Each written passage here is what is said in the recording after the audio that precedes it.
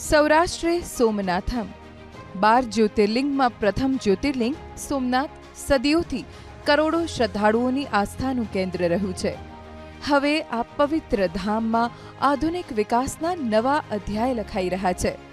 પ્રધાનમંત્રી નરેન્દ્રભાઈ મોદીના વિકાસ ભી વિરાસત ભીના નારાને મુખ્યમંત્રી ભૂપેન્દ્રભાઈ પટેલના માર્ગદર્શન હેઠળ સોમનાથમાં ચરિતાર્થ કરાઈ રહ્યું છે. સોમનાથ કોરિડોરના ભવ્ય વિકાસ કાર્યોના કારણે આજે આ તીર્થધામ વિશ્વ સ્તરીય સુવિધાઓ સાથે નવી ઓળખ મેળવી રહ્યું છે. સોમનાથ મંદિર પરિસરમાં બનાવવામાં આવેલ ભવ્ય પ્રોમેનાડ અને સમુદ્ર દર્શન પથ આજે શ્રદ્ધાળુઓ માટે સૌથી મોટું આકર્ષણ બની રહ્યા છે. સમુદ્ર દર્શન પથ પર દરરોજ હજારો શ્રદ્ધાળુઓ અને પ્રવાસીઓ ઉમટી રહ્યા છે. દરિયાની ગર્જતી લહેરો વચ્ચે સોમનાથ મહાદેવના દર્શનનો અનુભવ ભક્તોને આધ્યાત્મિક શાંતિ અને દિવ્યતાનો અહેસાસ કરાવે છે. સાંજના સમયે સમુદ્ર કિનારે ઊભા રહી મંદિરના દર્શન કરવાનું દ્રશ્ય યાત્રાળુઓ માટે અવિસ્મરણીય બની રહ્યું છે. યાત્રાળુઓની વધતી સંખ્યાને ધ્યાનમાં રાખીને સોમનાથ પરિસરમાં વિશાળ પાર્કિંગ સુવિધા ઊભી કરવામાં આવી છે. ઉપરાંત સ્વચ્છ અને આધુનિક ભોજનાલય તેમજ વિશ્વ સ્તરીય ગેસ્ટ હાઉસ પણ તૈયાર કરવામાં આવ્યા છે. સોમનાથ કોરિડોરની વિશેષતાઓ: સમુદ્ર દર્શન પથ અને પ્રોમેનાડ, આધુનિક ગેસ્ટ હાઉસ અને ભોજનાલય, વિશાળ પાર્કિંગ સુવિધા, લાઇટ એન્ડ સાઉન્ડ શો, આધુનિક સંગ્રહાલય અને સુશોભન, સ્થાનિક રોજગારી અને પ્રવાસનને વેગ. ભગવાન સોમનાથનું મંદિર સદીઓથી દેશની આસ્થા, સંસ્કૃતિ, અડગ સંકલ્પ અને પુનર્જાગરણનું જીવંત પ્રતીક છે. આપણી આસ્થાના અજેય અને અતૂટ પ્રતીક આ મંદિરને ધ્વંસ કરવાના અનેક પ્રયાસો થયા અને દરેક વિનાશ પછી સોમનાથ ભગવાનનું મંદિર ફરી વધુ તેજસ્વતા સાથે ઊભું થયું છે.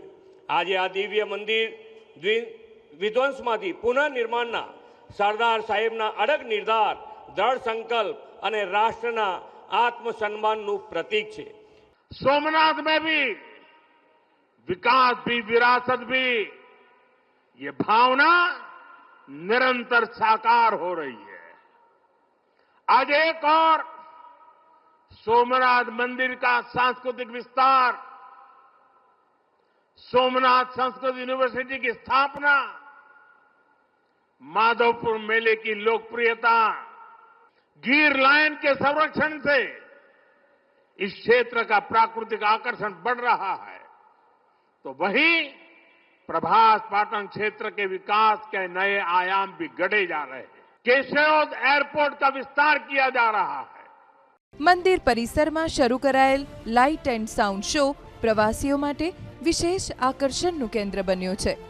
આ શોમાં સોમનાથ મંદિરનો ગૌરવશાળી ઇતિહાસ, વિદેશી આક્રમણો સામેની અડગ આસ્થા અને મંદિરના પુનઃનિર્માણની ગાથા આધુનિક ટેકનોલોજી દ્વારા જીવંત બનાવવામાં આવે છે.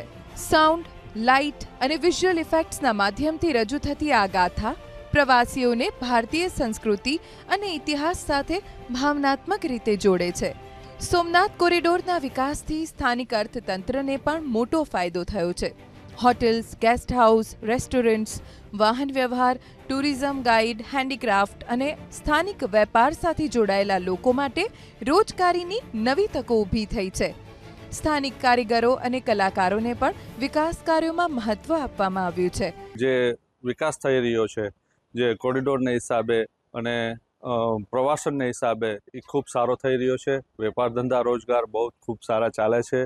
હજુ ને હજુ કોરિડોર બનશે ત્યારે હજુ ને હજુ નવા પ્રસ્થાન થશે ત્યારે હજુ ને હજુ વેપાર બહુ સારો થઈ રહ્યો જશે એવી મને દિલથી એવું લાગે છે. પરંપરા અને આધુનિકતાના અનોખા સમન્વય સાથે મુખ્યમંત્રી ભૂપેન્દ્રભાઈ પટેલના વહીવટી તંત્રના પ્રયાસોથી સોમનાથ આજે વૈશ્વિક આધ્યાત્મિક અને પર્યટન નકશા પર પોતાની અલગ ઓળખ ઊભી કરી રહ્યું છે.